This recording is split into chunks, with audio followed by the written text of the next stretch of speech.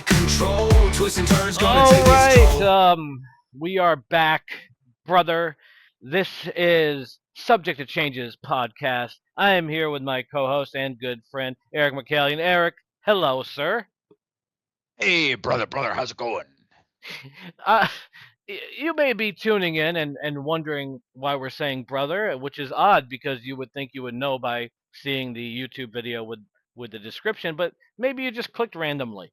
We are talking about the Hulkster, Hulk Hogan, and his box office attempts to be a action star, and we'll be covering No Holds Barred, Mr. Nanny, and Suburban Commando. Now, Yeah, Eric, and I'm tell sorry. us. I just want to apologize because we're missing Thunder in Paradise and Three Ninjas High Noon at Mega Mountain, and I know you guys were clamoring for that, but unfortunately, they didn't make the cut.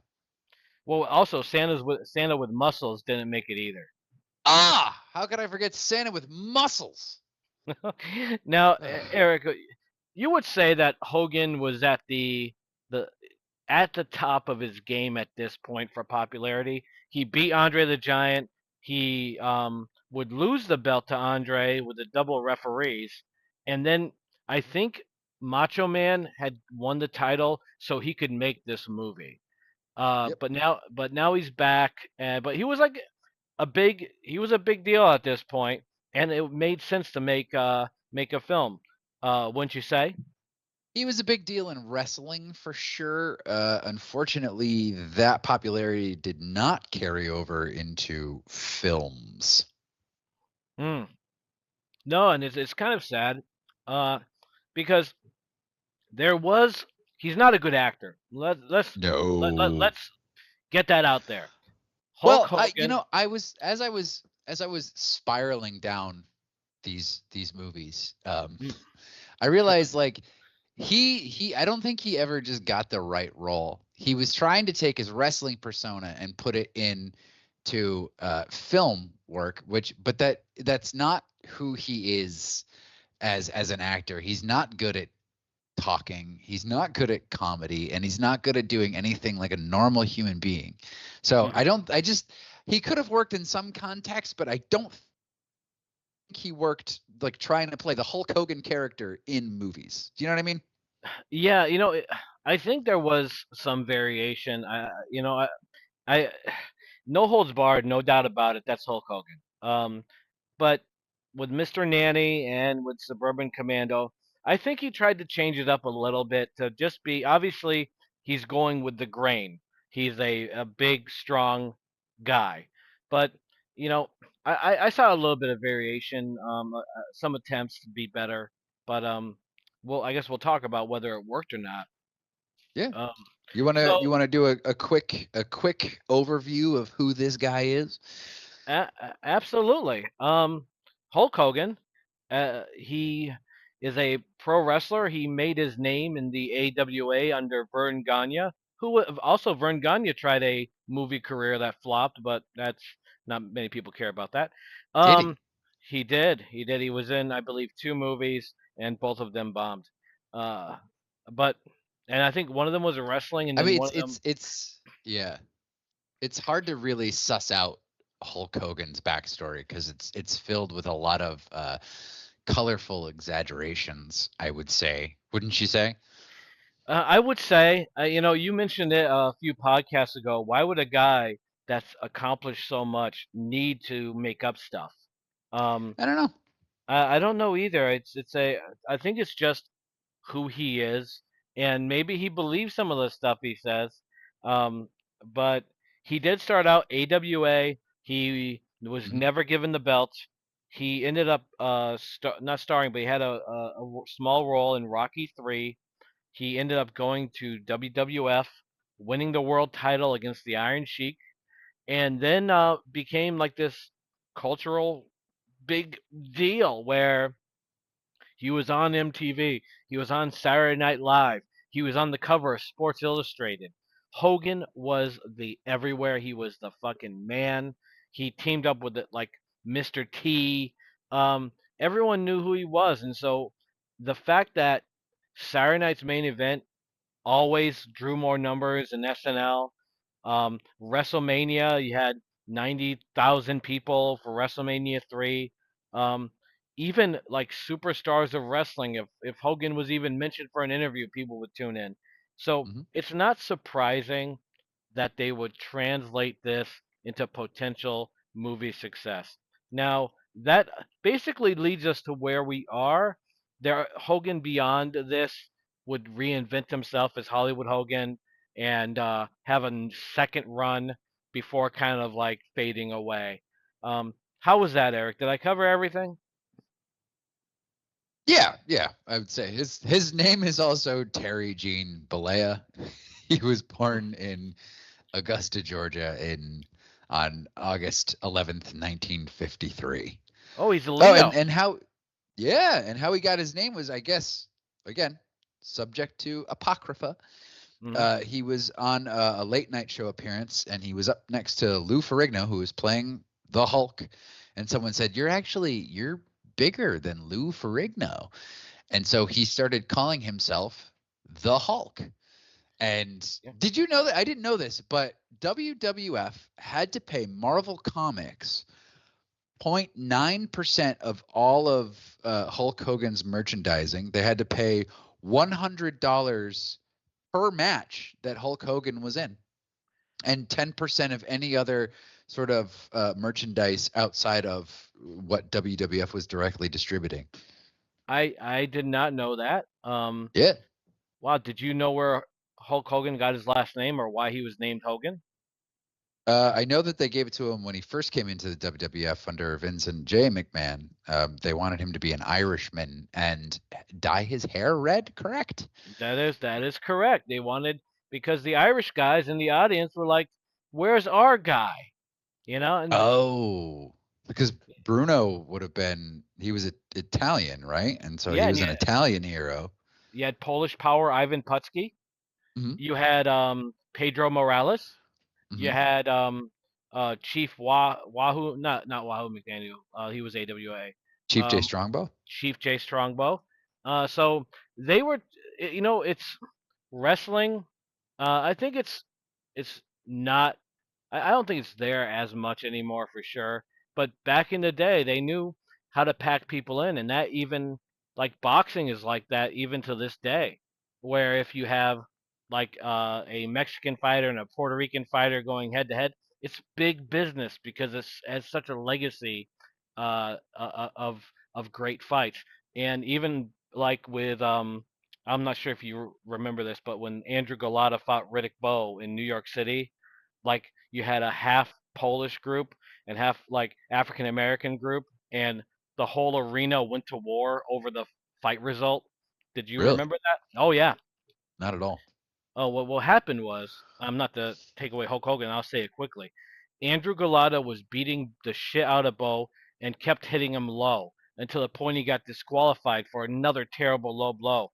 Then the cornerman ran into the ring and attacked Golota, and that bled out, and it became the biggest like boxing riot ever. And Madison Square Garden, their security staff were all senior citizens, and they're getting pummeled, and so it was a chaos. And so there I think this is what WWF was tapping into was, Mm. you know that's one of my guys, we're from the same neighborhood or whatever, and it worked then. It What? Bob Backlund wasn't red haired or pasty enough for you people? Jesus. Yeah, I know. Yeah, and I never looked at Bob Backlund as my guy. um But yeah, fuck Bob Backlund. But anyway, so we are now no holds barred. Mm. What was it? 1989. 1989. It 1989. was for $8 million and wound up grossing around $16 million after everything was told, pay-per-view, videos, that kind of stuff. Yeah, and they kind of dropped the ball with I think afterwards because it was hard to find. I remember looking for it after it was done in with its cinema run, and I had a hard time Mm. finding it. And then they did that No Holds Barred, the match, the movie to show Hmm. the movie. They should just put it on Comcast on their movie service or HBO something. Um, Thank but God for fucking Tubi now, huh? no shit. So we get Hogan, not playing Hogan in this. He's playing Rip, and he comes out with a Rip'em shirt. I own one, by the way. I'm very proud of it. Love it. Um, and he opens up the curtain and he growls. And this is something that we see a lot of in this movie. I think the director liked it. Zeus growls a lot and Hogan growls a lot. Now, do you think that adds to the intensity when he comes out? Yeah, I don't know who would hear it, but for sure. Yeah, absolutely. There's a very famous growling scene in this that we'll get to, but yeah, it was not called for, but we'll get to it. Probably the most famous scene of this movie. Oh God, this movie. Well, it has a lot of famous scenes. I know what you're talking about. So you get Hogan. He's going against Jake Bullet, who is a part of Demolition in real life. Once he was the masked Yeah, Bill superstar. Eadie.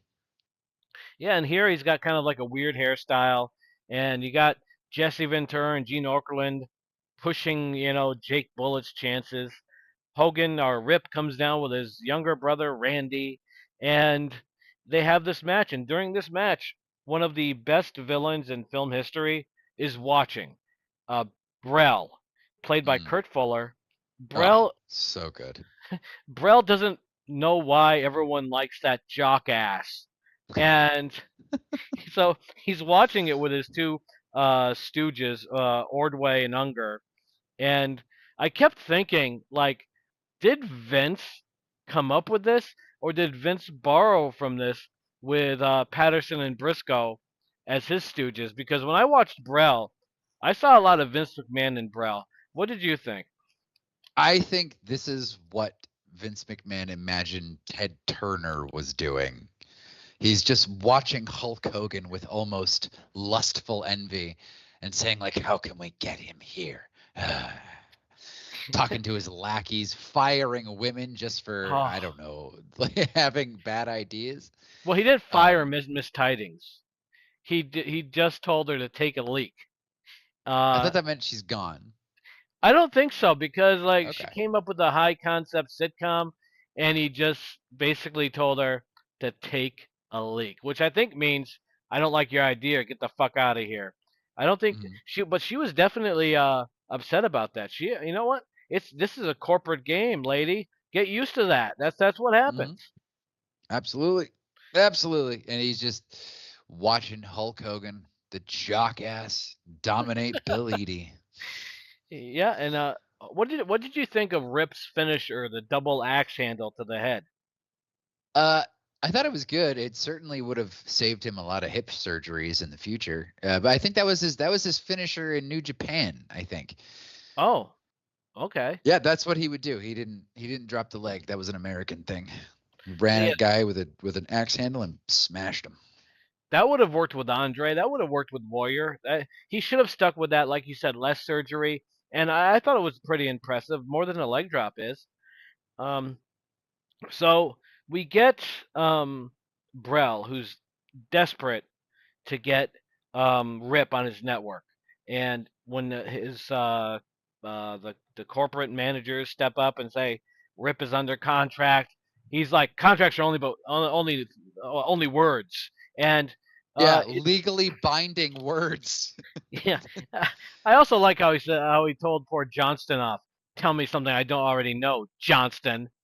It's it's Brell. And did you notice? I know you must have, that Brell had a bust of himself in his office.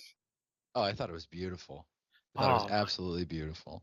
I was dying because the scene starts off with him staring at the bust of himself face to face, and I'm like, this is unbelievably absurd and awesome, and I loved it. I also loved the meeting that Brell calls with Rip.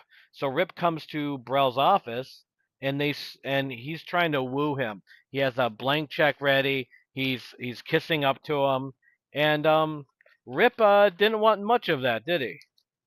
No, and what I thought was weird was, so we should explain that after Vince and Hulk read the initial draft of this script written by Dennis Hacken, like who wrote Heartbreak Ridge and Bronco Billy, they hated it, and so they spent a weekend in a hotel just rewriting this whole thing. So this is pure Hulk Hogan and pure Vince McMahon. What I thought was weird was like Brel is seen as the villain of this movie when he's like trying to like pull Rip from the WWF, but it's like, yo, like that's exactly what Vince did in the 80s to like the entire territory system. So it's like Vince is writing himself as a villain in this piece, you know? I saw that 100%. Like throughout. Like at one point, Brel is asked what he thought of the other wrestlers at this Battle of the Tough Guys. He goes, "I love them all. They're all scum." I think that's how Vince sees them. And so anyway, Brel sits Rip down, and Rip's like, "No, I'm not interested." And when when Rip Because, you know, Hulk Hogan's not interested in money, man. well, Hogan is Rip is made of sterner stuff, I suppose. Uh, but but Brel stops him and says, "You're not going anywhere until you and I come to an agreement. You got me, you jock ass." Right to his face. Hogan grabs him, shoves a blank check down his throat, and notes that he won't be there when that check clears. And then he takes off and he gets into a limo to go home. But where does he end up going there, sir? He winds up going to an abandoned garage. The limo driver kidnaps Rip and brings him to an abandoned garage, and henchmen surround the limo, and Hulk Hogan bursts out of the top of the limo like fucking Rey Mysterio. I loved it. Beats up all the goons. Oh, and that is throwing them through the windows, through the windshield, throwing them like literally over the car. Yep. And then he rips the driver out of the driver's seat. And well, do you want to reenact this? Would you like to be Rip or would you like to be the limo driver? I'll be Rip. Okay, go ahead. You do the growling and the snarling too. What's that smell? Dookie. Dookie?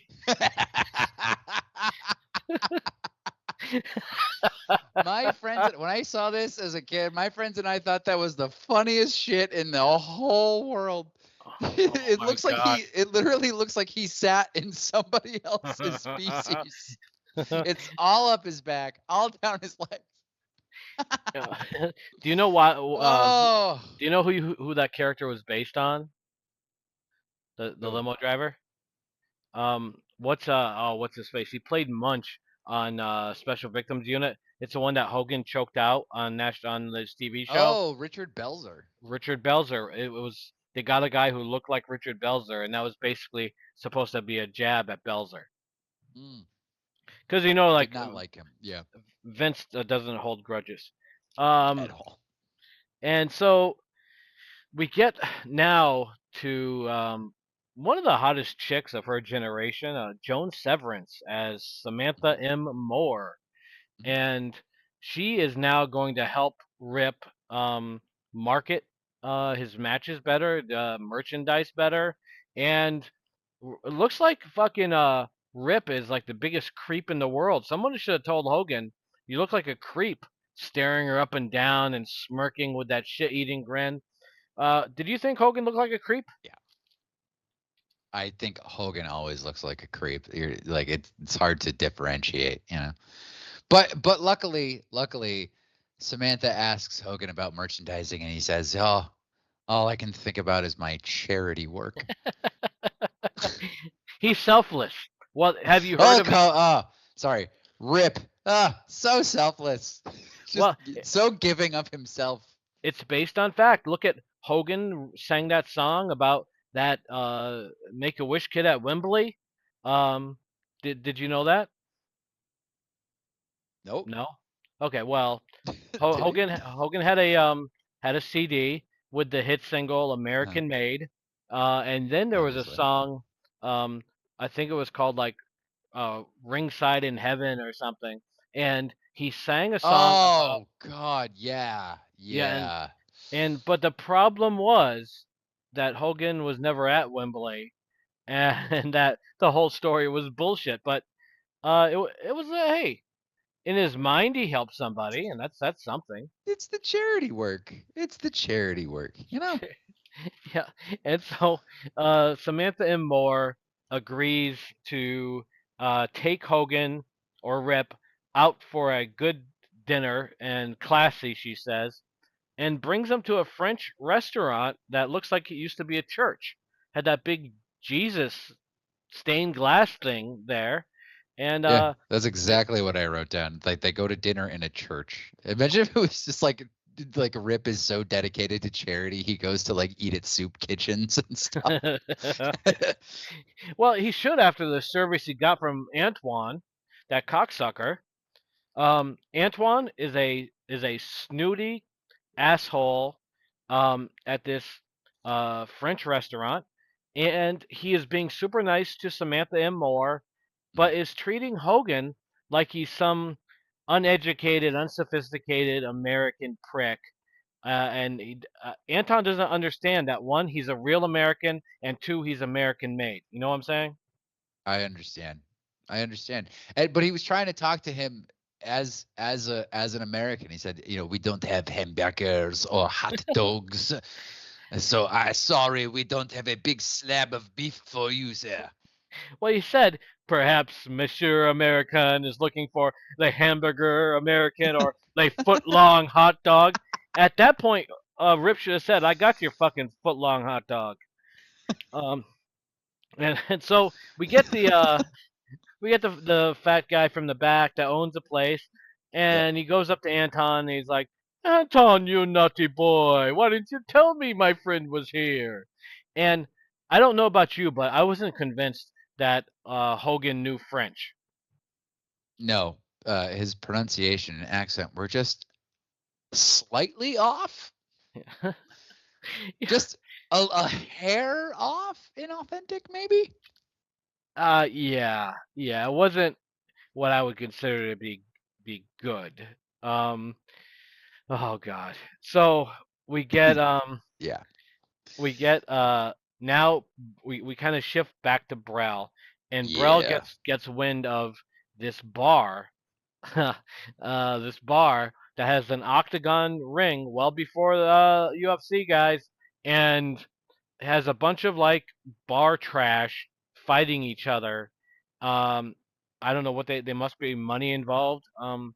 But Brel is there with his two stooges, and we get a lot of funny stuff out of this scene. I think with Actually, can I just say one of the Stooges is actually played by David Paymer, who is phenomenal. Like he was in Get Shorty, he was Stegman in Payback. He's just like one of those really great character actors, you know? he's in everything. He was in Everything. Chill Factor. He was good. Mhm. And they go in there and they the waitress is kind of like really, they tried to make her really like disgusting looking, and her brother is played by none other than Stan Hansen. Were you a Stan Hansen fan? Uh, who is he again? Oh, former U.S. champion in WCW, former world champion in AWA, big time in New Japan. He was a huge attraction. He had the lariat clothesline, which was always delivered the hardest he could, which he injured everyone he ever wrestled. Um, Oh, yeah, yeah. Okay. Yeah, I know who you're talking about. and Yes. so I am a he's Stan Hansen fan. he's there, and Brell watches these guys kicking the hell out of each other, and he pays the brother, I think his name is Bubba in this, to go in there and fight, and he can keep whatever money. And so he goes in there and he fights, and then we get one of the funnest scenes of the movie. You get the two stooges that go, they need to go take a leak, and they go in this disgusting fucking bathroom with these urinal troughs. Have you ever seen one of those before? I see them in movies. I've never seen one in real life. Yeah, they have those at the drive-in in Mansfield. No, You're just peeing into a trough with your fellow patrons. It's that kind of a communal experience, you know. that's weird. That is very Going to the weird. bathroom can sometimes be so personal. Like, you want that interaction while you're peeing. I met Hulk Hogan at a urinal. Did I ever tell you that story? Well, tell everybody. Well, I used to manage Roy Rogers and on the Mass Pike, and there was a huge, huge ladies' room, huge men's room, and but it was late at night, no one was there, and I decided to take a piss in the urinal, as I used to do. I try to avoid them now because of this experience, and so as I'm taking a leak, this big guy comes in the bathroom and stands at the urinal directly next to me. There was 50 urinals, and he chose the one right next to me. And so I look up, and it's Hulk Hogan, and I'm like, oh shit! And so I didn't look down to see if he had a 24-inch python or not, but I did wrap up quickly and waited for him to come out of the bathroom before talking to him because I thought it was kind of weird, both of us taking a piss and then starting a conversation. And I have to say, my meeting with the Hulkster was quite pleasant. He seemed like a very nice guy, Eric. Oh, that's nice. He's a nice guy. Yeah, he seemed like a real nice guy. He could have easily, you know, fucking try to throw me Pissed down on on the your bathroom floor. shoes, he He could could have have. he could have pissed on my shoes or he could have said, "Well, looky here, ain't that a teeny wanger?" And which we get in this movie. Uh Yeah. and this is wonderful. Stan Hansen or Bubba comes behind the two Stooges after they insult him, not knowing he's in a stall, and he grabs them. He's gonna shove both their face in the buckets of piss before he looks at their dicks and says, "Well, what do we got here? A teeny wanger, and here's another." Fucking hilarious. Did you laugh as hard as I did at that? Nope, not even a chuckle. Really? Really? Yeah, no. I wasn't liking this scene at all. I just thought it was fucking gross. And No, he it was. he walks out of the room with like toilet paper hanging at the back of his pants. Yeah, he Ugh. did. And so Brell is now he understands he's got something here. He can create a show that people will watch. And so he puts out this message, $100,000 tax free to anyone that wins the battle of the tough guys. And so this event is happening. They show Brell and his two stooges show up, and right when we thought we didn't have enough amusement, we get Bubba stopping them at the door. Well, if it isn't the teeny wangers, hilarious. Loved the doubling down on it, and so we get a bunch of like fighters, like truck drivers. This reminded me a lot of Over the Top for some reason. Did you get any Over the Top vibes? Exactly. Yes, I got exactly over the top from this, and it was also over the top. It was over Uh, the top. Brell announces that he's gonna create something called Battle of the Tough Guys, and you got people all over the country listening to it on the radio, even though it's a television broadcast. And then during one of the battles, who comes in, Gino? Well, we get Zeus, the human wrecking machine. Zeus. Now, the thing with Zeus, I noticed for the first time, and I've seen this movie 8 zillion times. Zeus was in prison because he killed somebody else after the bell in a fight, and he's there in his prison uniform or his prison shirt. It's the first time I noticed that. You think he could have got another shirt in between prison release and the battle of the tough guys? What do you think? I literally could have walked right out of prison into this abandoned foundry factory or whatever the fuck they were fighting. Yep. And I imagine him coming right out of the prison gate, going to town, and then just getting his shit done. I hope he doesn't have to call his fucking parole officer. No, because yeah, he may have violated it with all this shit, but he goes in there, he beats the fuck out of everybody, and now Brell has what he's been looking for. This basically does two things.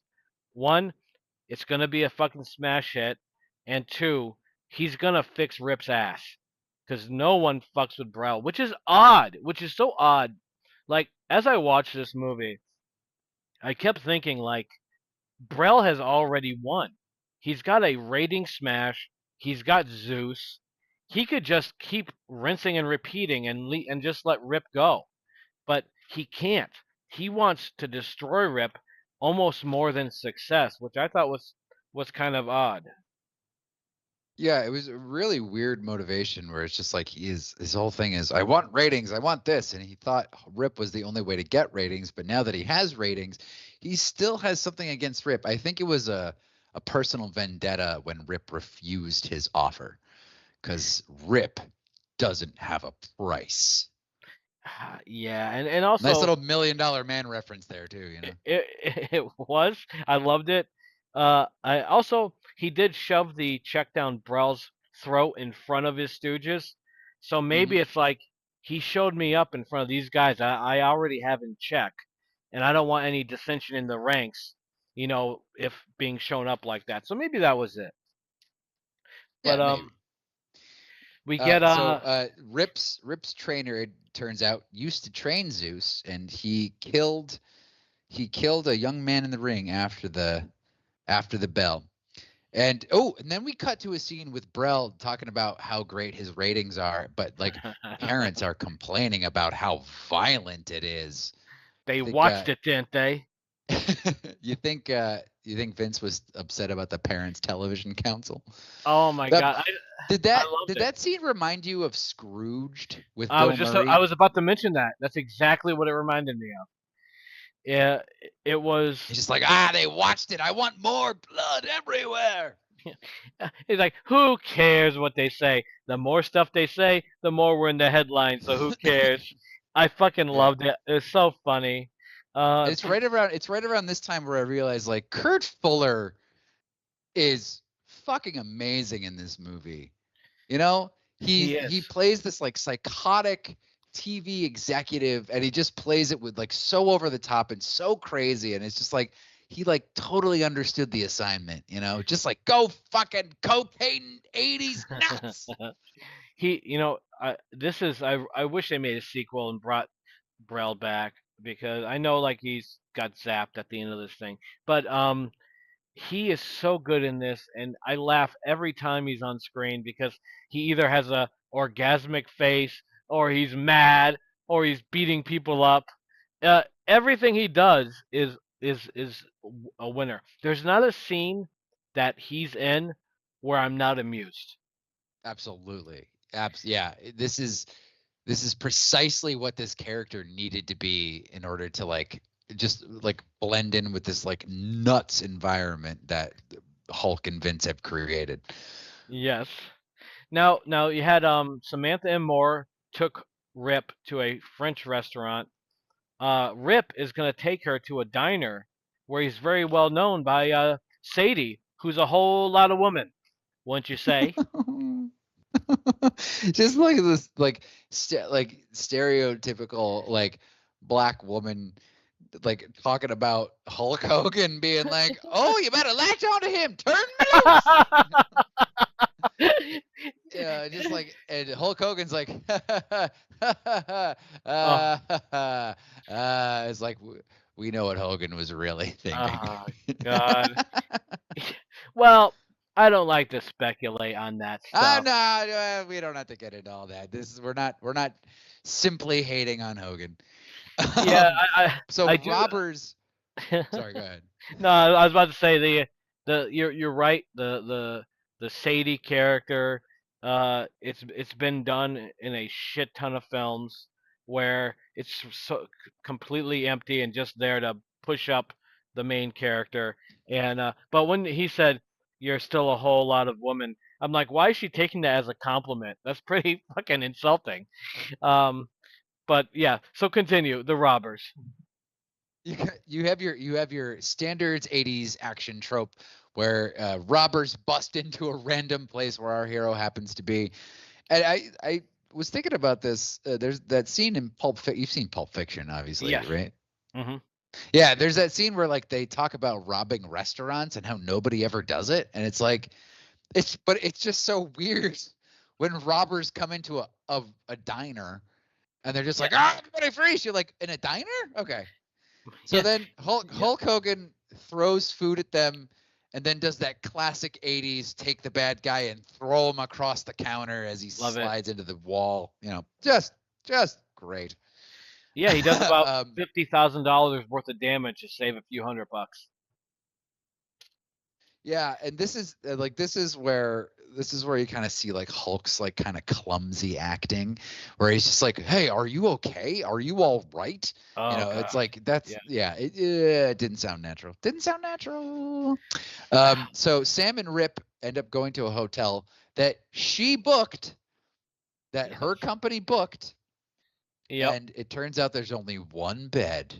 And she has like a strop over it. She's just like, I can't believe it, blah, blah, blah. And Hulk Hogan's like, you booked the fucking room. Like this is your fault, So Hulk Hogan does the gentlemanly thing, and he tapes a sheet across the room to give her some privacy and some dignity. Yeah. Doesn't stop her from coming out of the bathroom scantily clad, though. She was. comes out in like full lingerie. But not as scantily clad as Hogan. He's wearing. Oh God! He left nothing to the imagination. But so they're laying on each side of the bed with the sheet in between them, and they're talking about their dating issues, where Samantha and Moore, she's just too busy to find a good guy, and Rip he doesn't want the Rip groupies. He's looking for love in all the wrong places, and they eventually zonk out. But she wakes up and she thinks Rip is rubbing one out, which it was the obvious conclusion because the bed is shaking like crazy. You can hear him grunting, and she looks over and all she sees is a big, fat, sweaty, tan ass looking her right in the face. And I don't know, that's not true. She looks over and she sees what looks like as a very pointy, very small ass, but it's just his like ankles. Yes. And he's doing push-ups off the bed. Although I do like the image of Hulk Hogan like humping a pillow and to masturbate, like doing the old fluffkins to the motel pillow. Well, he's got Joan. Like I said, Joan Severance is incredibly hot. So they got such a beautiful chick for this role. She was also in See No Evil, Hear No Evil. Just a beautiful person, and she was right for this. And Hogan, if he's rubbing one out next to her, I don't agree with it, but she was the one that booked the room, and I bet he would have rubbed one out in his own room had he had his own room. He has to do it before bed, like that's how you do. He puts on his special Speedo and only Speedo underwear. Yeah. And just, waxes the carrot a little bit. I think it'd be hard to jerk off in skin tight Speedos. What would you think? Oh, that has literally never come into my mind. I'm gonna defer to you on this one. If you say it's hard, then I'll believe you. Well, I would never divulge that. But I will say this, that I've never worn Speedos. The closest thing would be tidy whities, but that was before I even went through puberty. So I never had the experience. I've been boxers straight away, but I mean, if I get paid, I would be part of like an experiment. There's maybe my community college would call me up and say, "Hey, we are very curious about Speedos and masturbatory behavior. Would you like to be part of this study?" Hey, I might do it. Who knows? And if I do, I thought you were asking for sponsors for this show. Oh, hey, Speedo, guess what? You know what I would do for you? Hey, Speedo, or if you're just a masturbator that has extra money, you can PayPal us. We'll take that money too. So we'll keep it electronic. I don't want to be handed anything by those people. Well, that's your department. Here you go, Eric. Here's the check.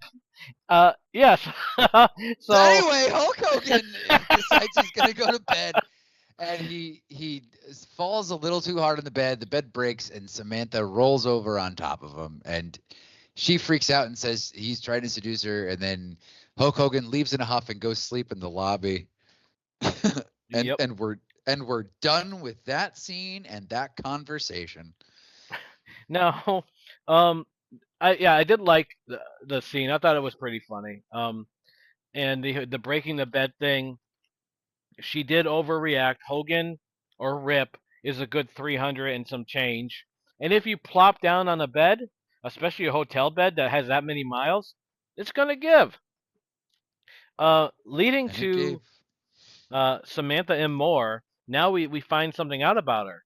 She was on the Brell payroll, and Brell is not happy. He wanted her to spread her legs for a Rip, get him to fucking sign the contract for the Battle of Tough Guys, and she couldn't even do that. Which Brell, I think, is overstepping his bounds as a boss. Because I don't think as a boss, I don't think you can order people to have sex with people. No, he was. That was the whole point of only having one bed in the bedroom. Is she was supposed to seduce Rip, and yeah, no, you're not supposed to do that. And luckily, no television executives or wrestling promoters would ever do something like that. It's unheard of. Unheard of. So Sam has a change of heart and says that Rip is really a nice guy, Brell. And what did you write down what Brell says? I didn't write it down, but I know it. Was it I eat nice guys for breakfast? I eat nice guys for breakfast. He also slaps her. And then he slaps her. Yeah. And did you see when she ran out of the room? Like, the door wasn't locked, but it was like a barrier for him. He stopped at the door and then just looked to the side and stared at nothingness. Like, I'm not sure what was going through Brell's mind, but that scene was awesome. Even in the beginning when he's like, now you just can't because you like him. That door represents his blocked wish of having Rip in that hotel room in a Speedo masturbating.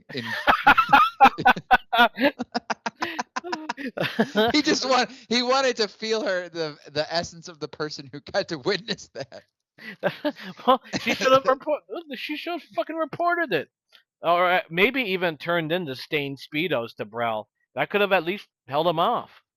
And you've brought up Rip's or Hogan's bad acting, and even Joan Severance here wasn't very good when she came in to report that she's been working for Brell and that he hit her, and she's supposed to be really emotional, and it's just not coming off. And Hogan's supposed to be like kind of I don't know, kind, and he can't bring it. Like, it's just not there. He's that scene where eventually turns into he says a joke about a bed or something, and she starts punching him as a joke. It didn't work. Mm-hmm. One, there's no chemistry between the two, but two, neither one was doing a very good job with the material. And maybe Joan came from I know she came from a modeling career, so maybe she's in the same boat with Hogan that this is not her specialty. But I think they could have done another take on that one. What do you think? Well, it's a terrible script with a not a good actor, so I don't really know what kind of results she was ever going to get out of that. Mm-hmm. Yeah. And then they kiss, and it's like it's disgusting. It's like Hulk Hogan kissing a woman is gross. Hulk Hogan kissing a woman wearing those shorty shorts is gross. Did you see how short those shorts were? Dude, what is it? Like, my eyes just don't drift down there. You might need to downgrade the size of your television and like really focus on what's important in a scene, like Hulk Hogan being gross and kissing a woman. Well, the thing is, I look for Easter eggs, and I found a couple of them in the front of those fucking shorts. But they were your typical '80s. Sorry, I was swallowing coffee when you said that. I'm sorry. But I try to take all of it in, and when Hogan's huge muscular man ass is hard to miss. Like, how big is your TV? I think it's like 53 or Well, there you go. 58 or So something like that. you're in the same boat with me.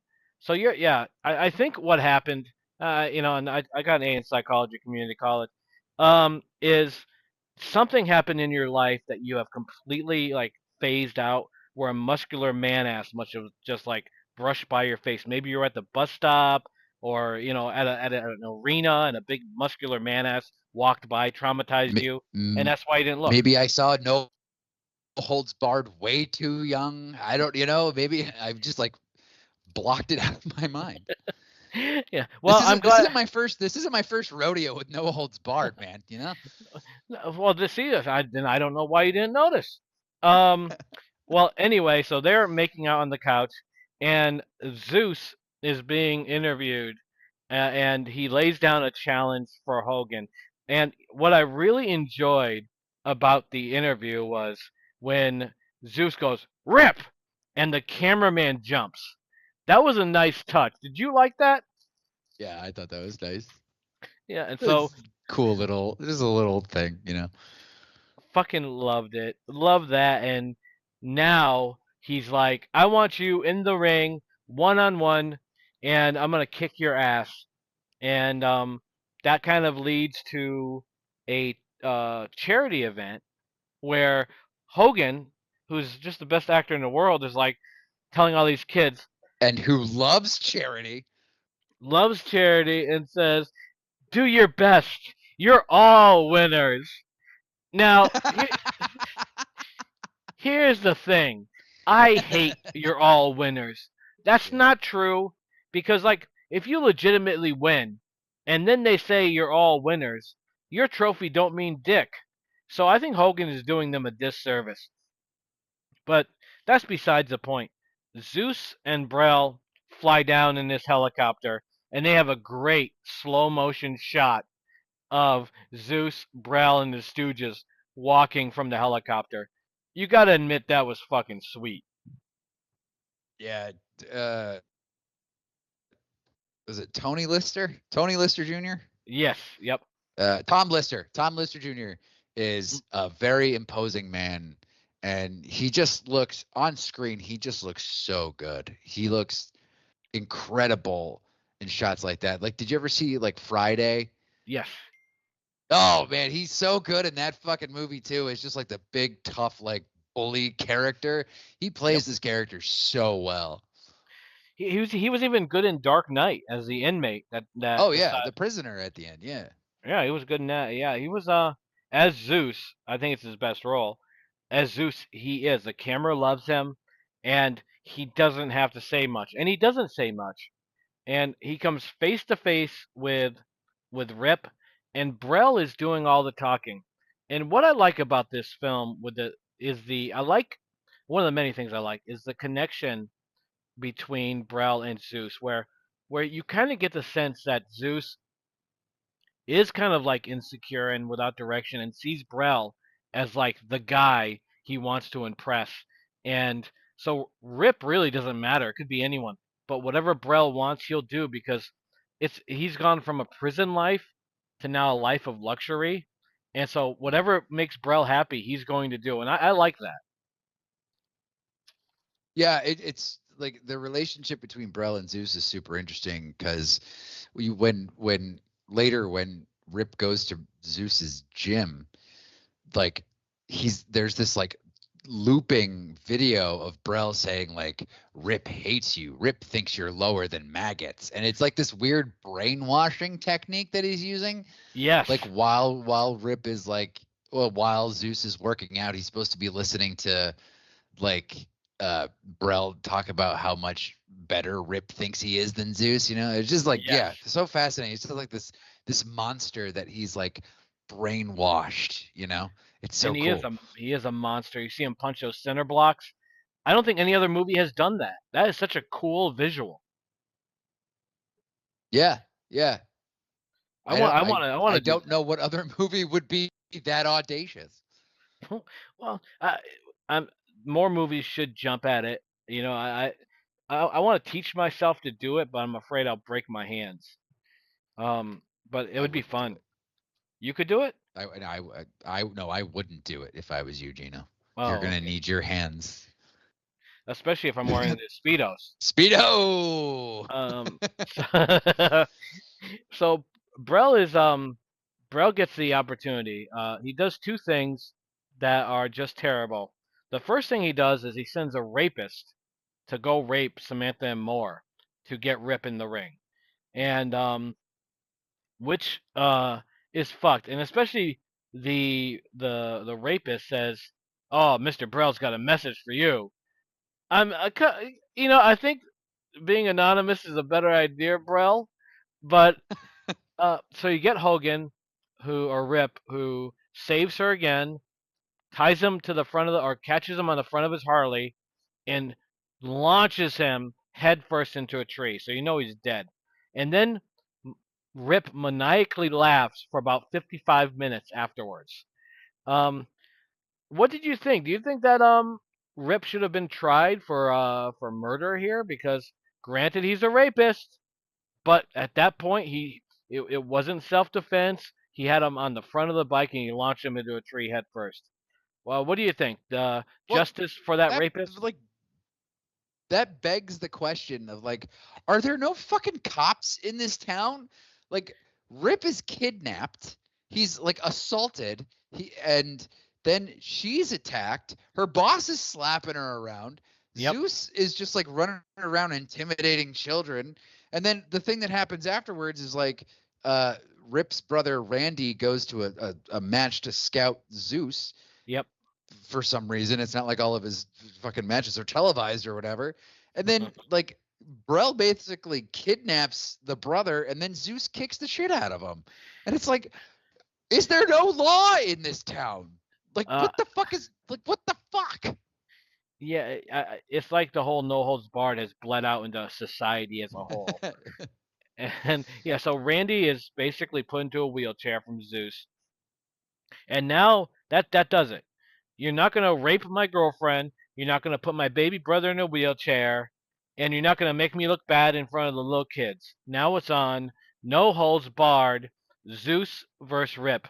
And I got to tell you, when Zeus and Rip get in the ring, it is kind of exciting. Like they did a good job building up the fight. And although I thought the arena was a letdown, they should have had a big arena for that battle. Yeah, it was like a TNA arena, like but smaller, you know. Yes, it's almost like the way I looked at it was maybe it's an exclusive, wealthy like gathering. Like in Best of the Best 2, when they had the underground fights, they only allowed the like elitist to sit there, and maybe that's what they were going for here. But whatever the case, they're fighting in maybe a arena that holds 1,000 people, with Brell watching from above in his little studio, which comes into play.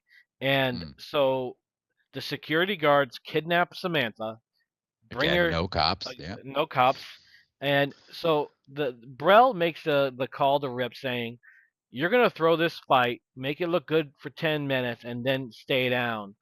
And so Rip tells his Charlie and Randy's friend to go find Samantha, and now the fight's gonna start. Samantha's still gone. Rip versus Zeus. And I thought this fight was done pretty well. I thought the choreography was pretty fun. What do you think? I thought it was kind of boring. It was like although Zeus did try to kill Rip legitimately twice in this match, where he tries to drive a ring pole through his head, Yes. and then tries to snap his fucking neck. Yeah, he does. He does. But a lot of it is just it's Rip selling and selling and selling and selling, and then he sees that Sam has escaped, and he sees his brother, his paralyzed brother's pinky move, and so it gives him the courage to Hulk up. And then it's all punches. It's all punches. It's like just douche, douche, douche, yeah, punch, punch, punch, punch, punch. Body slam though. There's a body slam there. Body slam, yeah. And then they fight their way up the stairs to balcony where Brell is, and Zeus kicks Randy again. He kicks the poor paralyzed guy. After all that time Rip spent trying to rehabilitate his brother. Oh, Oh anyway. god. And So yes, he fights all the way up to the balcony. They fight some more. It looks like Rip gets thrown off the balcony, but then he rises up like fucking Martin Sheen in fucking Apocalypse Now. yep. He does the running axe handle and sends Zeus flying off the balcony.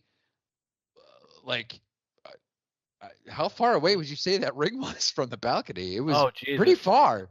It was. It was And like 50 feet away. it was like 50 feet, and it was cool. He killed Zeus. And I thought he killed Zeus. yeah, because Zeus is bleeding from the mouth, which I think indicates like he broke his neck or whatever, and he's completely like still as he lies there. And now Brel realizes that his cash cow is dead, and he starts calling Rip a jockass again, and gets himself electrocuted after ripping out electrical wires, which was sad. I didn't like to see that. I liked Brel too much. But do you think Rip would have killed Brel? Because Rip was trying to break into his office at that point. No, I think Rip, as Hulk Hogan views himself, would have talked to Brel in a very serious manner and made him see the error of his ways and have him join his children's wrestling everyone's a winner charity. I feel like that's the kind of guy Hulk Hogan thinks Rip is. That's the kind of guy that Hulk Hogan thinks Hulk Hogan is. Yes, he does. But he tries to cut the feed of the TV and then he winds up electrocuting himself. They Rip can't kill like a very weak man. He can't kill a Yeah. guy. So it's like we might as well kill himself. Yeah. Well, But it was great. Stay away from me, you jackass. I loved it. Love the I love this film, but I think the ending song is pretty good. Um, did you like the No Holds Barred song? Yeah, it was pretty cool. I never realized because you text me stuff like that all the time, and you're just like, oh yeah, where Yep. things are going, it's really hard, but it's no holds barred. And I'm like, oh, and so like as I was listening to the lyrics, I was like, oh, that's what Geno's been talking about like all of these years. Yep. Life it gets hard. Love goes far. Yeah. I probably listened to it too much. But what did you think? All right, No Holds Barred. It broke even at the cinema, Yeah. basically. What did you think of this maiden Hogan voyage into action films, and would you recommend it to the mainstream? Um, it's not a good movie, but if you're a fan of wrestling or remember wrestling fondly in the 80s, it's fun. It's a fun little movie. I mean, it's not fun for fans of like film or art or you know life, but like if you like wrestling and you like hokey shit, Hulk Hogan, then you'll like this. It's a lot of fun. It takes itself way too seriously to not be entertaining. You know what I mean? Like it Yep, has to be entertaining because it's so deadly serious. It's like a wannabe Rocky movie, basically. I agree. I Gina, what would you say to people who have no concept of no holds barred? this is one of the greatest films ever to be produced. Um, it is uh, just a film that is so absurd and so much fun. Like it's I said in one of our prior podcasts about Cobra that the does it check the most important box, the entertainment box? Was I entertained? Mm, No Holds Barred has me entertained from jump. Even when he's kicking the limo from the inside and it's causing it to go all over the road, I laughed. Um, the as we brought up the Sadie, your whole lot of women. I think any woman that has that like that much meat on their bones would definitely take it as an insult. Um, but that was her man. Even at the end, that's my man. That's my man. So turn apparently, me loose. he says it a lot. Yeah, no, I love this film. I laughed throughout it, from start to finish. Zeus just screaming all the time makes no sense.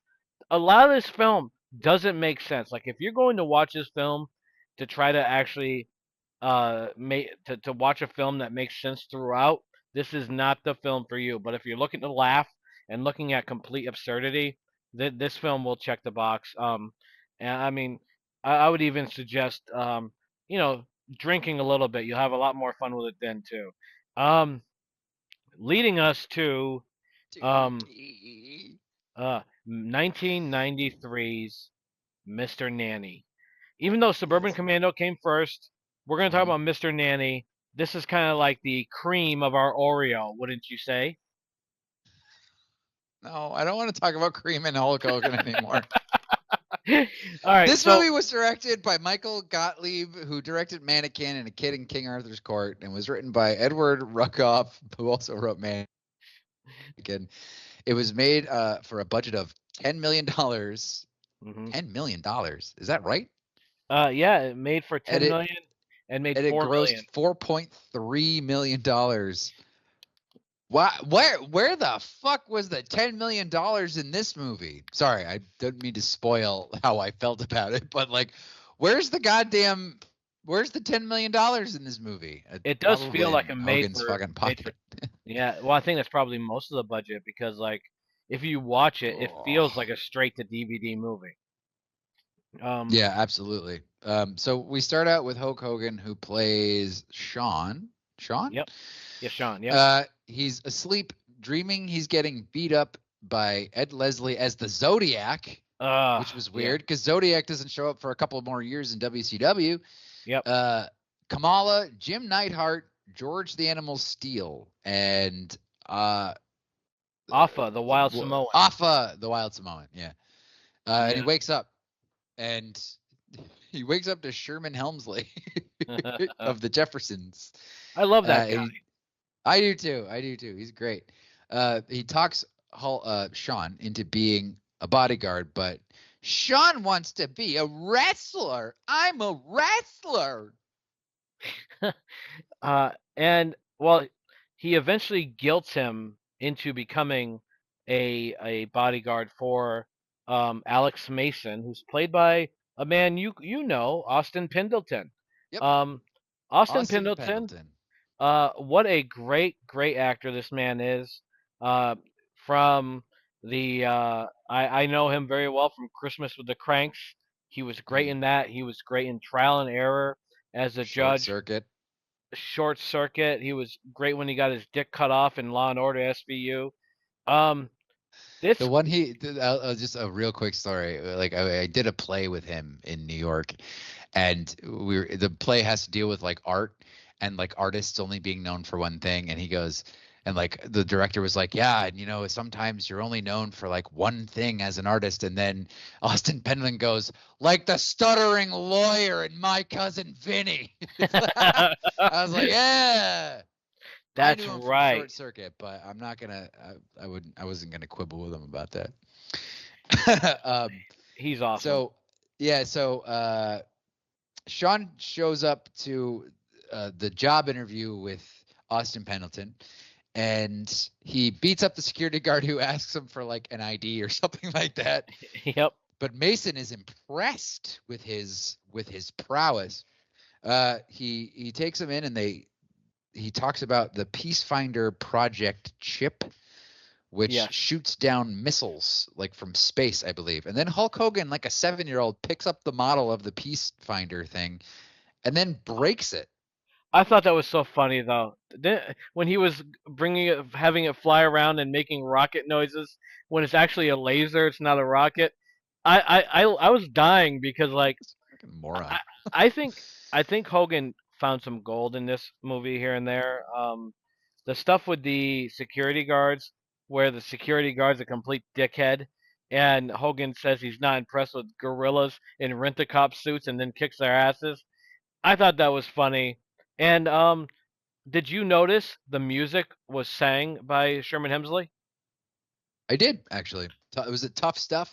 Rough Stuff. Rough Stuff.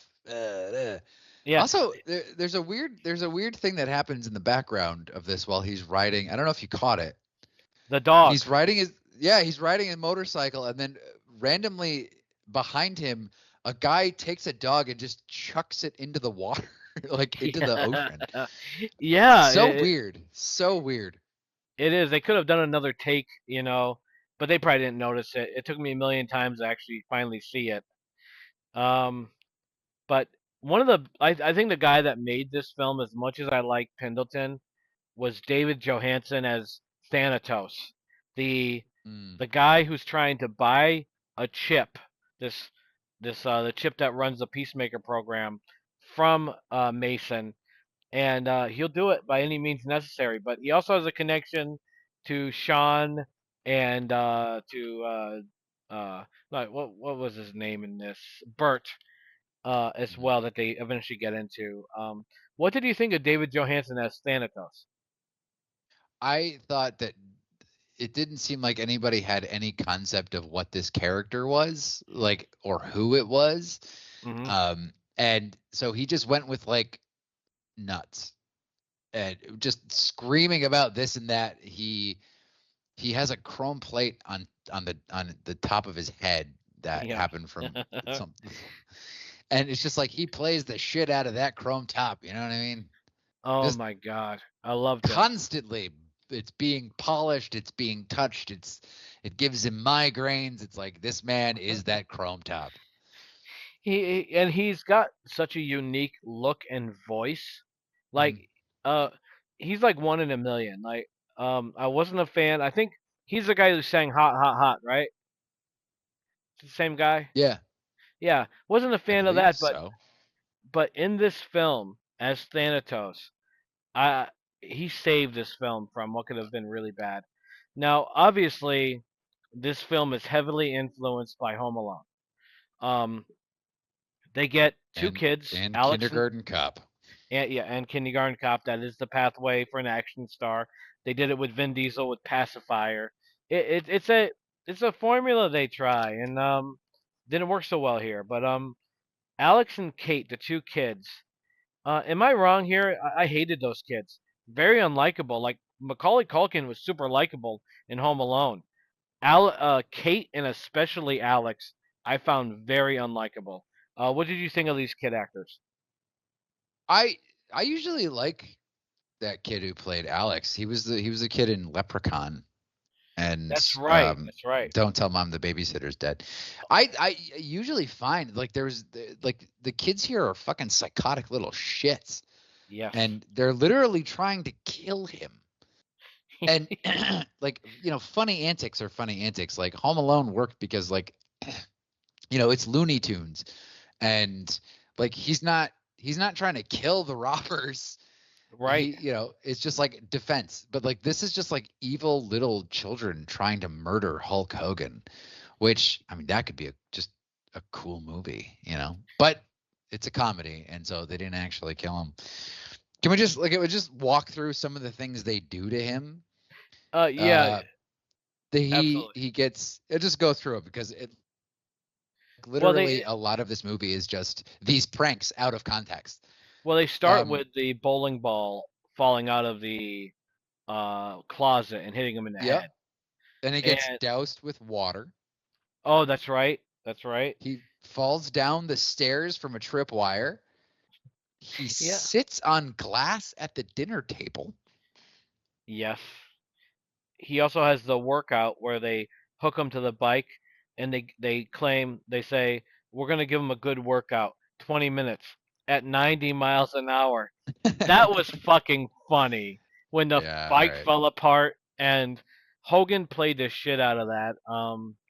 Then he went to the weight bench where they had magnets, and basically he was almost dead from that because he eventually launched the weight into the ceiling and it almost fell on him. And when that wasn't enough, he went to take a shower and they electrocuted the poor guy. And that was another funny scene. Like Hogan, uh, as much as he is an egomaniac, he didn't mind being silly here, which some people like Steven Seagal would have never done. So props to Hogan because I thought that was pretty funny when they turned up the juice and he did that high pitched scream. I thought that was pretty funny. But you're right, they were trying to kill him. Literally. Like Also, it was weird the kids were spying on him in the shower. Hmm. Yeah, so you find out the boy Alex is into science experiments. Also, have you ever been short sheeted before?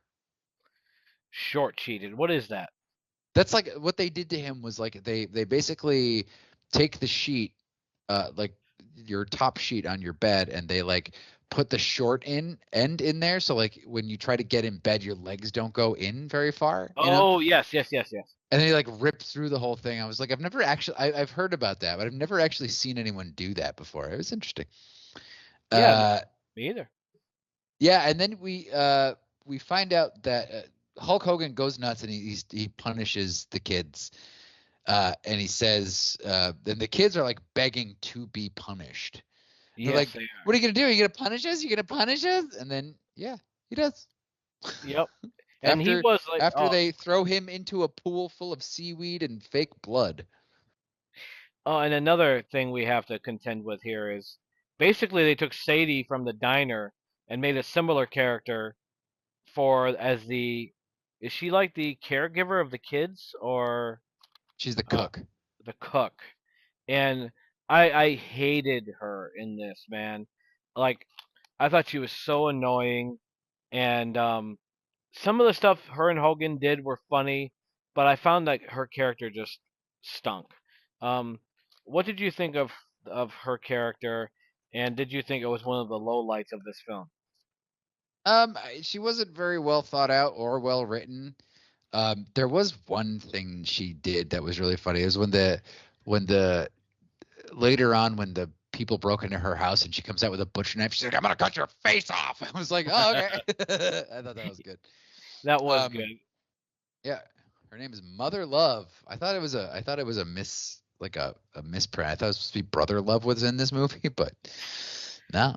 And I think Mother Love was like relatively popular at the time. I want to say she had a talk show. Oh, Um, really? I think she did, and so she did bring some like celebrityhood to this, even though it was a brief blip of celebrityhood. Um, but yeah, so we get let me drink a little water. That's better. Okay, so we get one of my favorite scenes.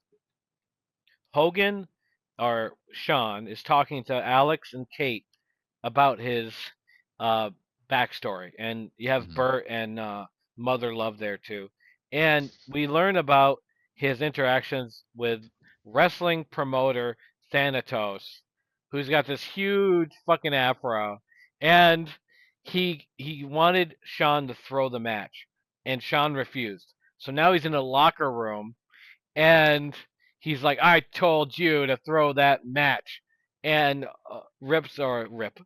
Sean's like, "No, we don't throw a match," and then he takes a jab at his hair, and Thanatos goes, "First you defy me, and then you mock my hair. You're dead," and tries shooting him, and then when he runs out of bullets, he throws the gun at him, and that's when we learn how Thanatos got that big silver dome when he fell into a swimming pool head first that had no water.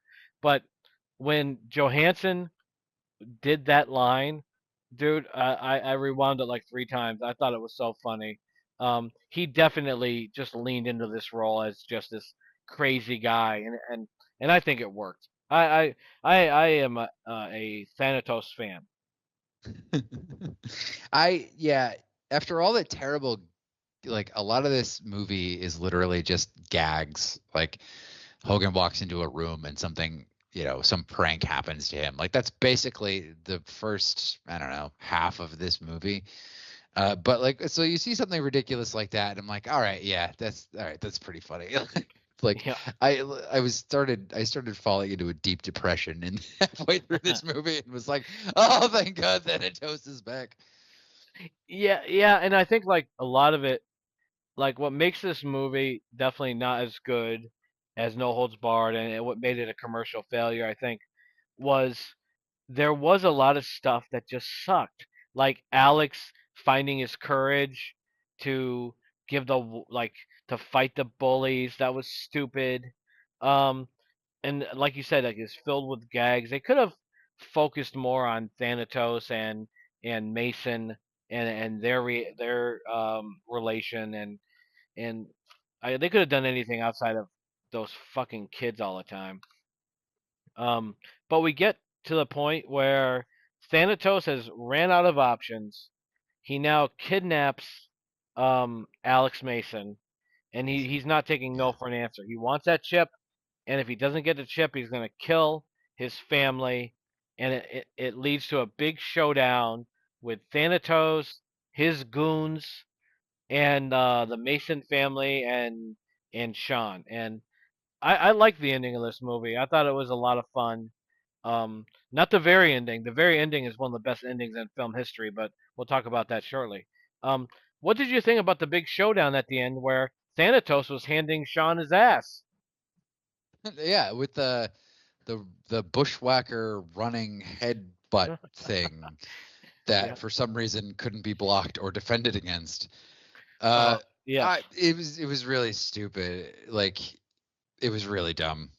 Um, like not even in like a fun way. It was just like the the kid rigs up an electric wallet that he used in the bullies, and then the thugs get it. Jesus, Thanatos hits Bert. Yeah. Chip isn't. They make Hulk Hogan or Sean go back to get uh the chip out of the house. It's just like really confusing. He infiltrates on a boat or some shit. I don't really like it. Yeah. Yeah. There was And then there's like, and then the dad and the son build like a magnet or something that makes uh Thanatos go on like parallel bars, like what do you call it, like the gymnast bar thing, and they're just Yeah. like Yep. spinning and spinning and spinning, and he shoots like out into outer space. And Yes. I have no idea. I have no idea what happened. I don't know who I am. I don't know why I'm here, and I don't know where here is. Uh, it was muddled, no doubt. But It's slightly obscure. but Johansson, his commentary during the scene when the kid tells him like the chips in the doll, and he opens the doll and it's not there, and he goes, "You lied," and it's like it's so funny that Thanatos is just like this big kid who's just completely crazy. I loved Thanatos in this, and that's what saved that scene for me, even though it was all over the place. Leading to the end of the film, which is absolutely fucking hilarious. So you get Sean.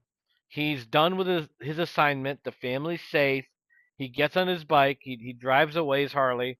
And Bert realizes that there's a wire hooked to the back of the Harley.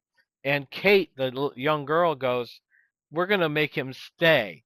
So he's driving at 50 miles an hour. The wire snaps and launches him almost 3D through my TV screen, screaming, and it freezes with the scream continuing.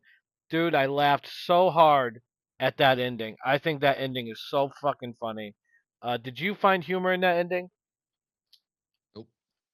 Really? But thank you for asking.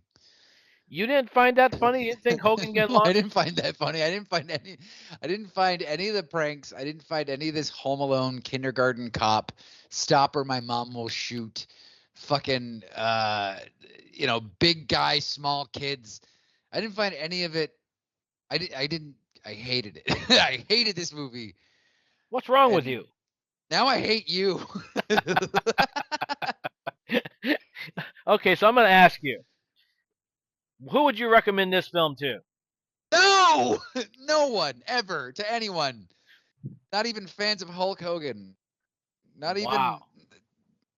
no one. This movie sucks. This movie's terrible. I Huh. started writing my note during it. uh, so Geno, Yes, what did you think of Mr. Nanny? I liked it. I think that it's got its issues. Like, there's no doubt the kids are unlikable, but I do think some of the pranks are kind of funny. I think Pendleton is awesome in the role. Um, Johansson is the shining star of this movie as Thanatos. I wish they added more of him into it. It's uh, I think it's worth a watch. I think anyone that watches this will walk away, possibly hating it like you, but I think mostly just mixed feelings that it could have been much better. It misses the mark. Hogan can't act, we know that, but in this I think he allowed himself to be a little silly, and I appreciate that. So I recommend this. It's no I holds I barred.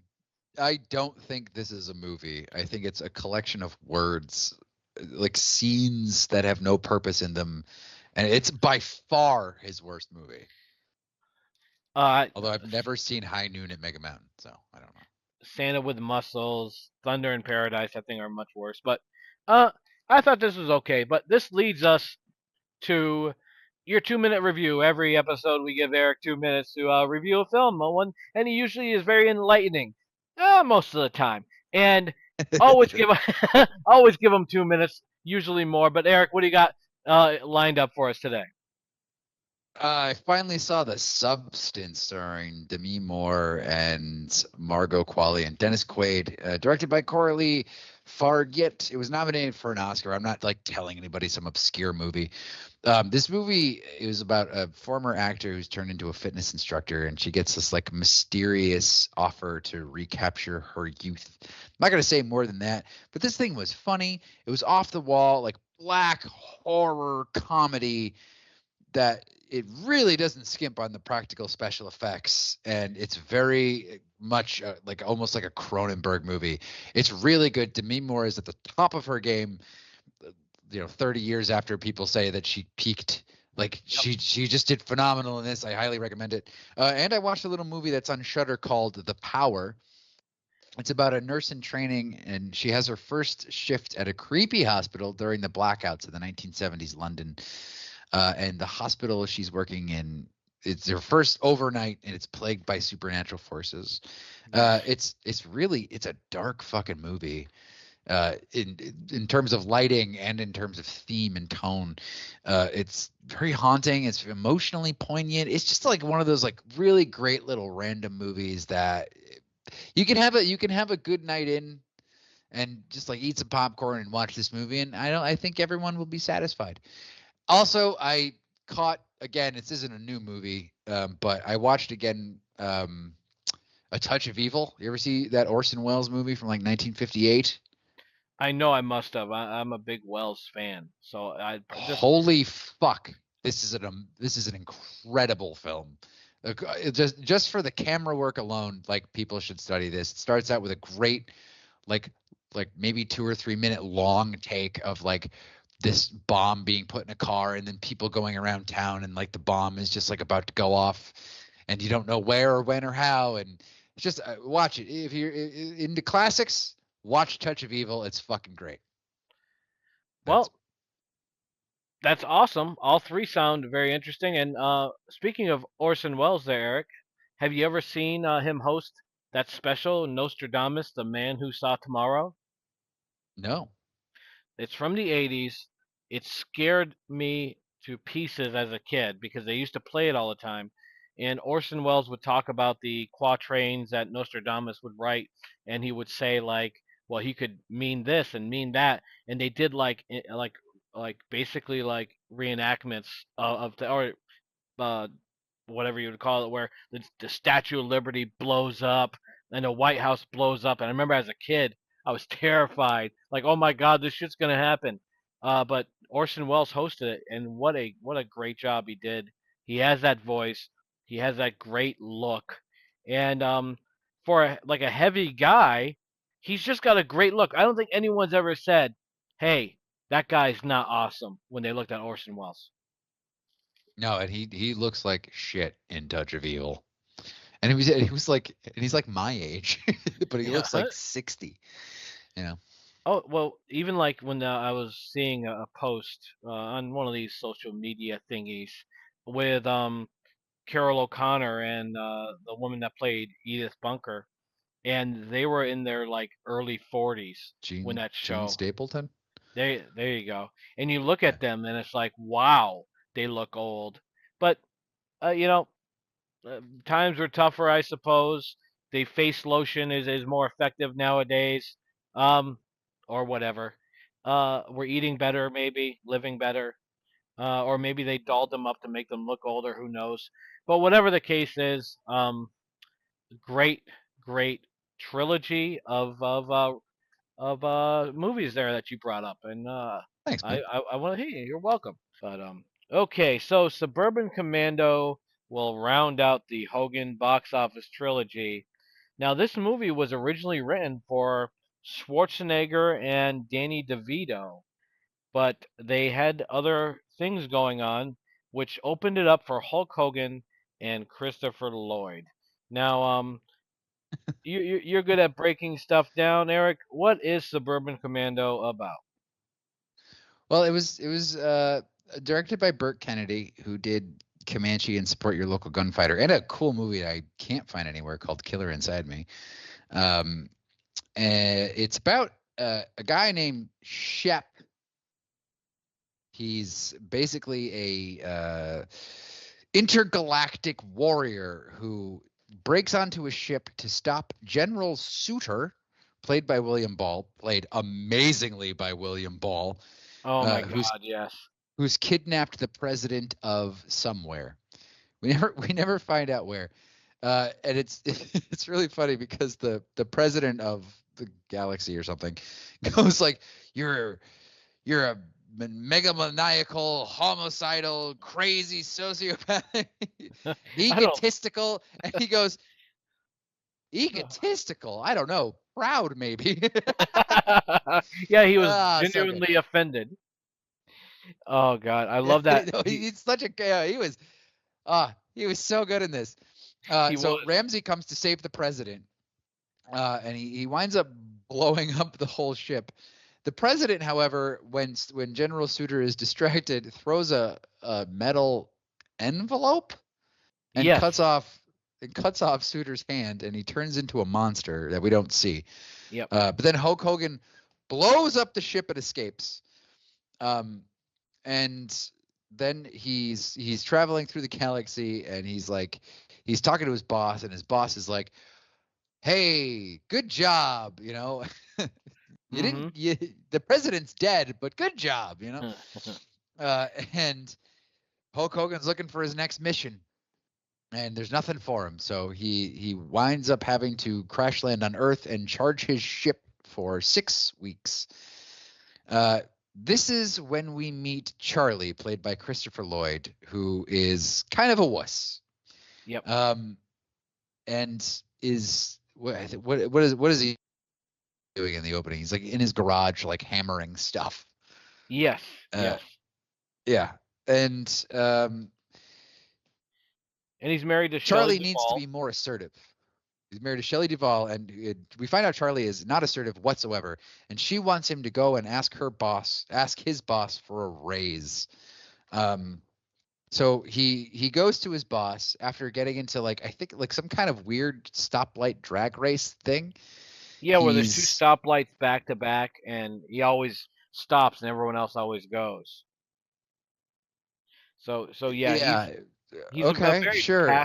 he's a passive guy. He doesn't have that ambition to challenge authority, and so even with his boss, I don't forget what the actor's name is, but he was also Larry the Miller.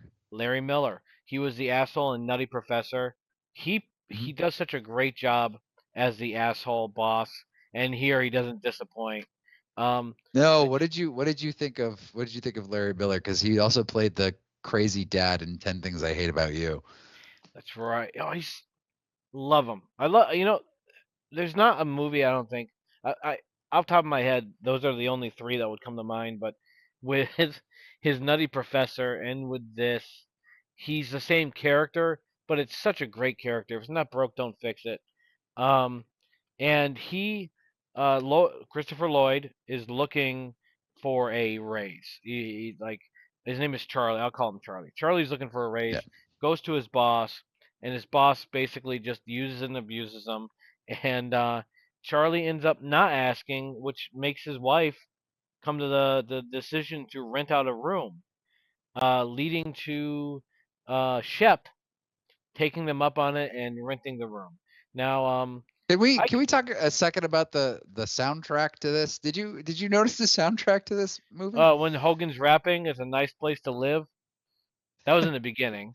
That was, Yeah, it's just like it had that weird like bow bow bow bow bow bow. It was like the soundtrack was like burping or something like that. yeah, Like, bow bow bow bow bow bow. yeah. It was. And it starts off if the man on the moon and something something. I'm like, these are not inspired lyrics. Um, but but I did Shep kind of goes through like a few things. He's wearing his battle gear, walking down the street, and people are kind of like pointing at him, laughing at him, Yeah.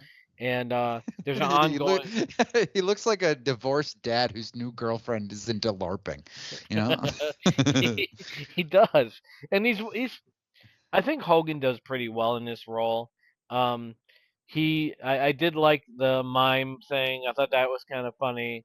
There's certain things in this. Do you know who that was? I know he's a stuntman in a lot of things. Was he He the guy in the is. limo in No, NoHo's he Bar? No. was. That's Tom Morga. He was the stunt double for Roy in Friday the 13th Part 5. Oh, okay. He played Michael Myers in a few scenes in Halloween 4, and he was a stunt double for Leatherface in Texas Chainsaw Massacre 2. So he's got chops, and He's got a pedigree, man. he's got a pedigree, and here he is as a mime. You know, which being the mime all by himself in the dark doesn't make a lot of sense, but being a mime doesn't make a In lot a of back sense. alley, yeah. Yeah. Yeah. And so The Hulk Hogan finds a sign for an apartment to rent, and he walks towards it. There's a bunch of drag racers outside of Charlie's house that block his driveway that just say, "You can't go into your driveway now." yep. Um, so we see that, just hammering down on Charlie as a character. And then something I never thought I would ever say. Scantily clad Shelley Duvall tries to seduce Christopher Lloyd. Yes. She assumed he asked for a raise, and she shows up wearing lingerie and is trying to spice up their marriage because that's what daytime TV was telling women in the 1990s. Oh God. Yes. And she was wearing a wig too. She was also wearing a wig. So then Christopher Lloyd goes to his garage where he works out his rage by hammering stuff, he says, and then he finds that she's turned it into an apartment and they're going to rent it out because he didn't ask for a raise. Yes. Then the doorbell rings and it's Shep, and he's got the thing and he says, "I'm here about the apartment for rent." And that's all you need. No credit references, no landlord checks. I'm pretty sure he doesn't have money, so I guess they're just, taking him at his word. Sure. Well, it's not that out of the question. I mean, like, how many places, like homes, rent a room to like college kids, and things of that nature. So, like, granted, a lot of places do credit checks and all that stuff, ask for a down payment, but I think in this instance, they were just trusting people. Shelley Duvall, she probably thought he looked like an honest guy, and Hulk maybe Hogan, an honest guy. there you go. But I did like Christopher Lloyd saying to Shelley Duvall, "I'm not sure if I could protect you from him." Like, that's fucking awesome.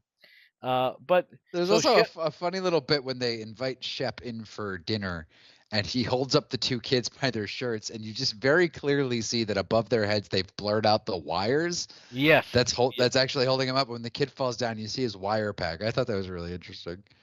Yes. And there is like Shelley Duvall. I have respect for her as an actress, but she definitely overacted in this film. Like, obviously she was probably told to make the tone kind of zanier, but a lot of it I wasn't a big fan of. Like, when she was yelling, when she said she was doing scream therapy, and it kind of like got Shep into the savior mode. Mm-hmm. And then in that, when he has the two kids, and she's like, "You put those kids down." It was yeah, not great. But we do get Shep, who hates Earthlings, starts to kind of like this family a little bit. And Mhm. Charlie is getting suspicious of Shep and who he really is and where he's going at night, and follows him and finds out that Shep has a spaceship and all these gadgets, and Charlie wants to try him out, but unfortunately, trying them out sends a signal to the Undertaker and the fake Razor Ramon, who are in space and who are these bounty hunters who are looking to bring Shep back. So, um, what did you Okay, think of? can I just say, like, even as a kid, I thought that other bounty hunter who wasn't the Undertaker was Paul Roma. It's not Paul Roma, guys. Calm No, down. Everybody calm down. The other bounty hunter was not Paul Roma. His name was Tony Longo. yes, better known as fake Razor Ramon. So you have these two bounty hunters, and actually, one of the funnier moments of the film was Shep comes outside, and these kids have these skateboards, and they're like, "Hey, why don't you try it?" And Shep takes the skateboard, looks at it, and just kind of smirks like he's got it all under control, and these kids are stupid. And he falls on his ass, and he takes the skateboard, and he launches it into like he throws it into the sky. Later on, when the Undertaker and fake Razor Ramon are coming to Earth, the skateboard flies by them in space, and I thought that was really funny. And there was actually a lot of funny moments in this film, and some of them are dated, but the one with the cantaloupe where Shep goes to a fruit stand and there's an old woman holding a cantaloupe and tapping it, and he's like, "What? How do you know if they're good ones?" She goes, "Oh, well, the softer they are, the better they are," as I always say. And he squeezes it and it explodes in her face, and he goes, "I found a good one." That scene is so fucking funny, man. Yeah, And the mime. this movie was actually kind of funny. Like, there, so Shep's just kind of going around like having adventures in different things. Like the paper boy nails him with a paper, and he fucking throws the paper back and nails the paper boy, and he's just like, Yeah. ah. That Yep. was great. Um, okay. This is maybe my favorite part of the movie where Charlie tries to get back into his driveway, but the racing guys have blocked the driveway again. Hulk Hogan comes over and moves one of the drag cars, and the gang of biker guys, what it looks like, comes up to him. He's like, "You know what we're gonna do to you?" And he's like, "Let me guess. Break every bone in my body, drag me across the concrete, and feed me to a warthog. Is that about right?" And he goes, "Huh, this is the '90s. We're gonna sue you." And the other guy's like, "You'll be hearing from my attorney." I like the other guy that also said, "You told was it?" That's telling him where he's like, uh, Oh, hilarious that's stuff. brilliant. Like, I still thought that was hilarious. I thought that was funny when I was a kid, but I still thought that was hilarious now. I Yeah, did laugh at that. I Like, thought that really was hard. another moment that I thought was hilarious was when Charlie put on the warrior gear and the two guys have the girl and they're gonna either rape her or kill her, and he's like, "Let the woman go."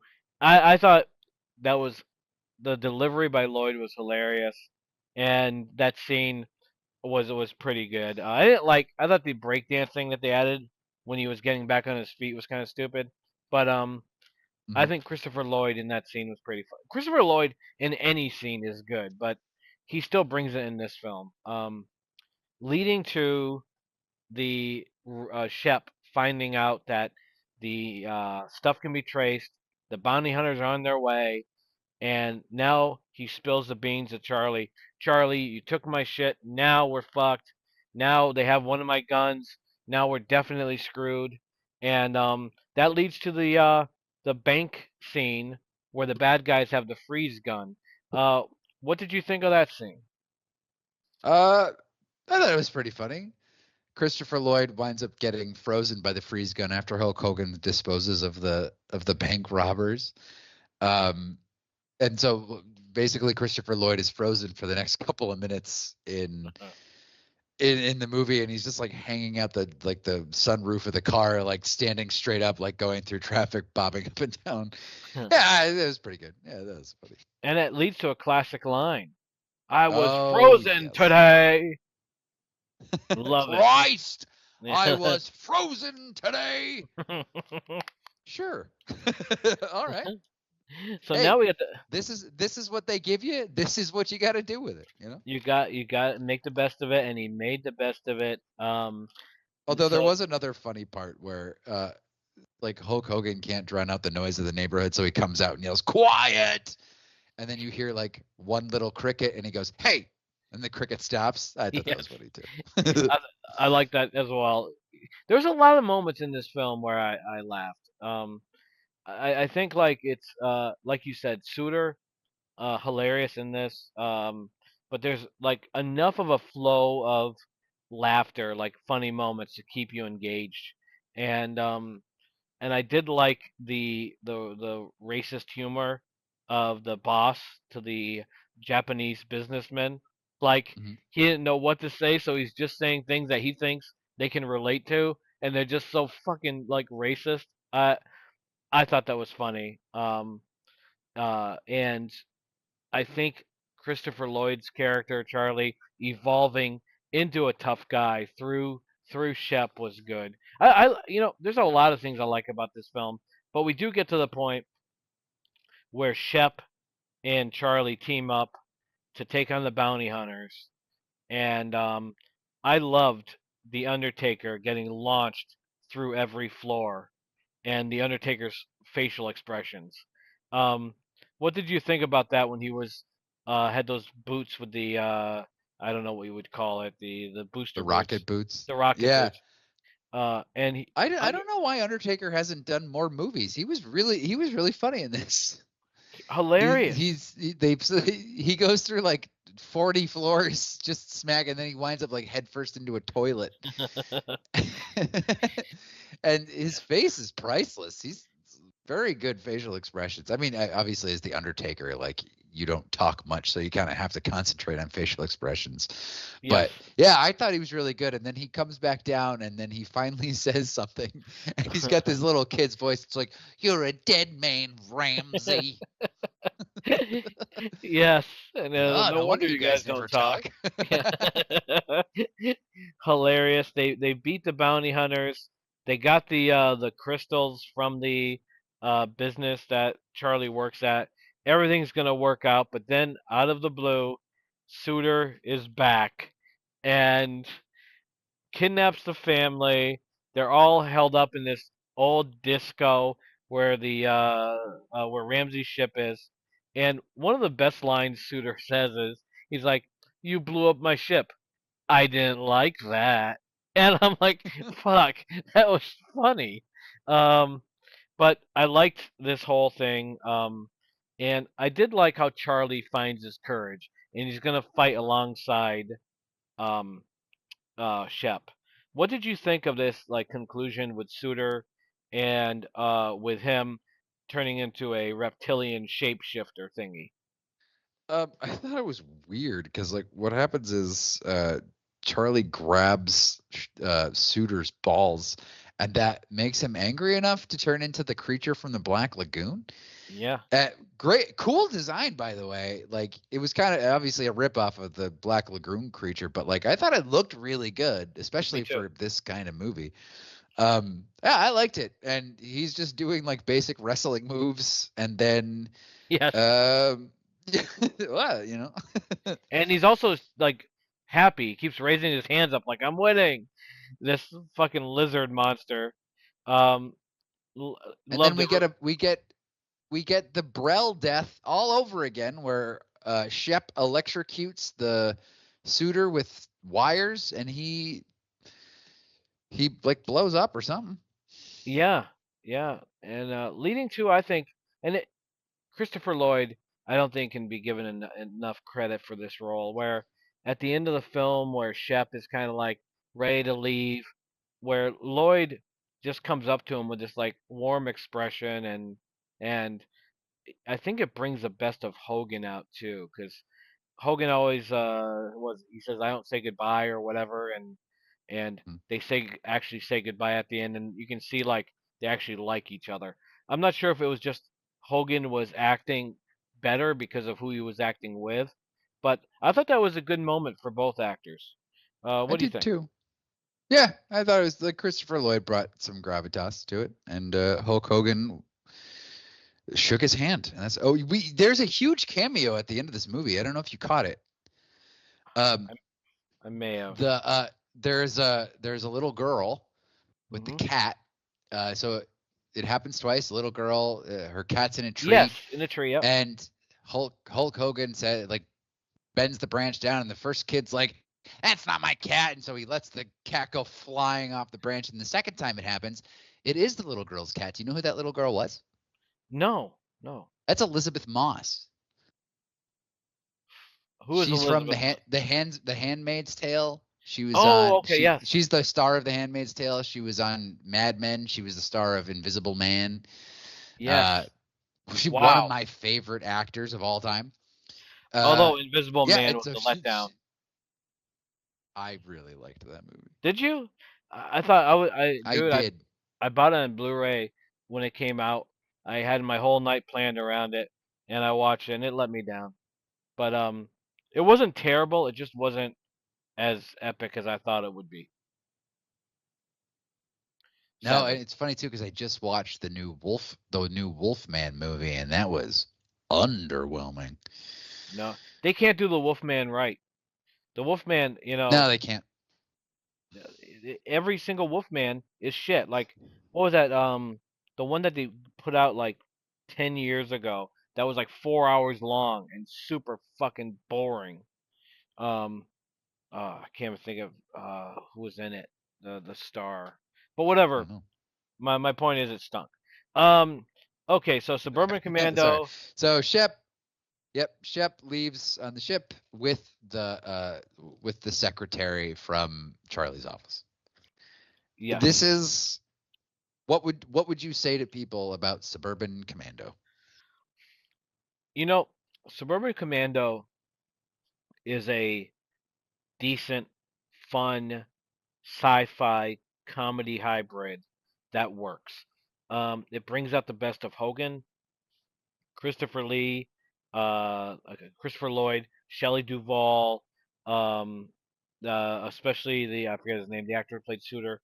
Um, they they bring something very good out of this film. Like everyone pulls their own weight. The little things on the side, like the melon lady, the mime, the car, these things work.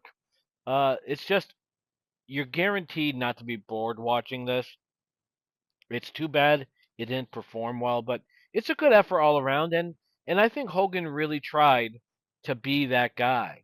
I can only imagine what this would have been if it had Arnie and Danny DeVito in it. Obviously, it would have been probably a bigger production with more money pushed into it. But for the $10 million that they spent on this thing, they could have done a lot worse. I think it's a good film. I'd recommend it. How about you, Eric? What do you think? What do you think I'm going to say? You liked it. I really liked it. Yeah. like I've seen all these movies when I was a kid, and watching this one again, this was by far Hulk Hogan's best movie. This is how you use Hogan. He's a fish out of water. He's Yep. not human. He doesn't know how to interact with people. Like this is like the best use of Hulk Hogan, I think, in a movie, maybe outside of Gremlins 2. But this Mm. is um this is his best film. I laughed. I think Christopher Lloyd was really funny. William Ball, who is predominantly like a stage actor, who played Suter, Yes. was really funny. He Love just them. understood the assignment, like got it, and just like played it with like a plum. There's like one moment where Hulk Hogan's like, it's like, oh, more people are gonna be coming after you, and he just goes, goody goody. Like, yeah. That's how Yes, you do that. That's how you take a line that looks like shit on page and you just fucking swing for the fences. you Yeah, did. I liked this movie more than I probably should have. But yeah, a good time. I would recommend this to people. Sure. So in your opinion, Mm. what could Hogan have done like differently with these three movies, like to make it to make them successful? Or do you think that they were just pitted against films that were just too established? Like I want to say that Mr. Nanny was going head to head with Miss Doubtfire. No way it wins. So do you think it was bad timing, or it just wasn't there for these three It movies? just the script for Mr. Nanny, the story's not there. The story's not there. The like Hulk Hogan as a leading man is not there. Hmm. He's not an actor. He can kind of do comedy, but like he's much better at like not trying to be funny. Right. Like Suburban Commando is like a great use of Hogan, where he's just kind of like he's just like all these ridiculous things are happening around him, and he's just kind of reacting in like a what the hell's going on kind of way, you know, Hmm. and kind of like a just a big dumb guy. I think Right. that's where he works the best. Um, but like in terms of Mr. Nanny, there's no there's nothing there. There's no like real story Hmm. there. It's just like a bunch of gags. Uh, no holds barred is like it's it doesn't really know if it wants to be like a real movie or like a wrestling movie. It it it's purporting that wrestling is real, you know, Yeah. and I think everybody kind of knows wrestling's fake, you know, but it's like treating things like a real fight, and you cannot you can't tout Hulk Hogan too much. He's too impressive. Like it's better when they cut him down, you know. Right.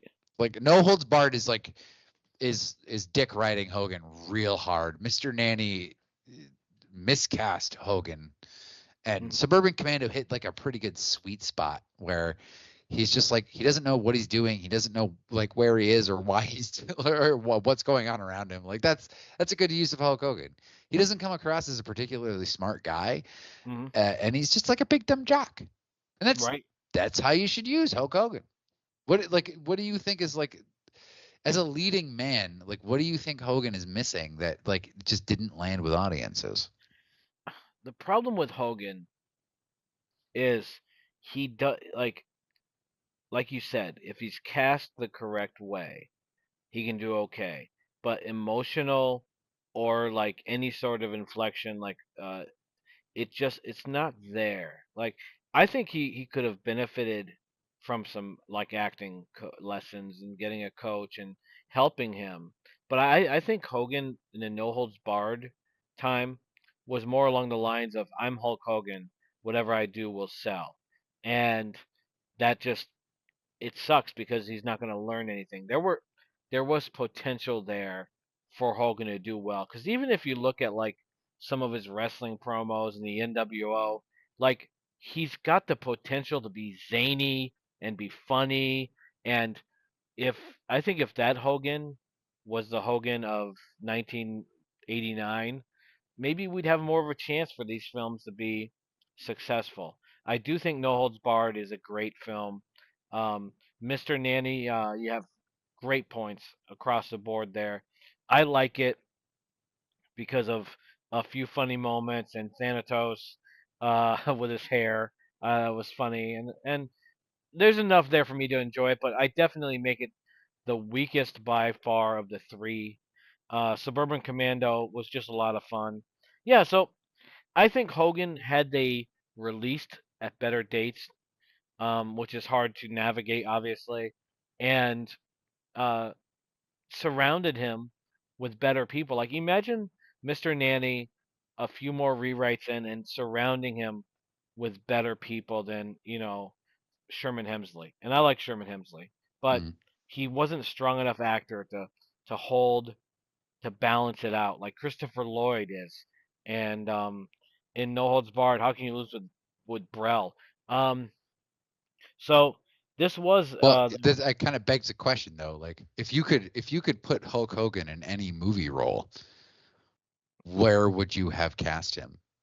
Like existing movie, like where do you think Hulk Hogan would have been like a good, like perfect role for Hulk Hogan is in what movie? oof oof. Um, it would have to be obviously like, oh God, that's a tough question. Obviously not Dirty Harry, um, but like I think without anything coming to mind, it has to be something where he is like like you said, the big jock guy. Like you could put him as the Revenge of the Nerds big guy. He could kill that. Um, that I think maybe him being more humbled, maybe he could do more dramatic stuff if and because I think him being Hulk Hogan in these three films hurt him, just like Stallone was hurt by being Mr. $600 million man after Rocky Four and Rambo in some of his other films. So to pinpoint a film for Hogan to do, um, it's very very tough. But it would have to be like an action film, or I would like to see him like spread his wings a little bit and try something more dramatic, not over the top, but something, and not over the top movie either. But yeah, I don't know, Eric. I can't currently I can't come up with something for him. I stumped Um, you. I stumped you. Although I take it back. His best role was mhm. definitely the Rocky 3. Like that's perfect Hulk Hogan role. The Something Thunder like that. Lips. Yeah. Yeah. Oh God, he could have been great in fucking Running Man or something like that. You know, it's like the Yes. over the top gladiator. Fucking put him up against Arnold Schwarzenegger. Hell yeah. The villain in a villain in Running Man. I would have watched that. I could have seen that absolutely. Um, realistically, if you're gonna put him in those sort of roles, you could put him across from any of the people at the time. I mean, and it would sell. Think about like a Chuck Norris Hulk Hogan movie where Hulk Hogan is a bad guy and Chuck Norris is a good guy. It's um that would sell just on the name value alone. So, and Hogan in the right role, like he's as good as Dolph Lundgren, I would think. Dolph Lundgren isn't much of an actor, so maybe he could have done I Come in Peace. And you go in pieces. You go in pieces. Well, anyway, that was the Hulk Hogan box office trilogy, and I enjoyed it. I had a good time with it. Mr. Nanny was the worst of the three, no doubt, but I have to say, I'm glad we did this, man. It was good to see Suburban Commando after all these years. You definitely owe me one after this. Well, yeah. Well, you know what though? I had to sit through that Jack Nicholson snore fest, so I won't say we're even, but I'll watch Mr. Nanny over, what was it? Something's Gotta Give, whatever the fuck the name of that movie was. What movie was that I had to sit through with Jack Nicholson and Gotta Diane? give. You had it right. Fucking cat. Hulk Hogan and Something's Gotta Give opposite Diane Lane. or opposite Jack Nicholson. Yeah. Although I wouldn't want to see Hulk Hogan naked either. But thank you everyone who has tuned in. We appreciate it as always, and we hope you enjoyed this stroll down Hulkamania lane. And we hope you tune in next time as well. Good night, brothers. Subject to changes, nothing stays the same. Life keeps spinning in this endless game. Grab your worries, throw them to the flame. Stay tuned and ride.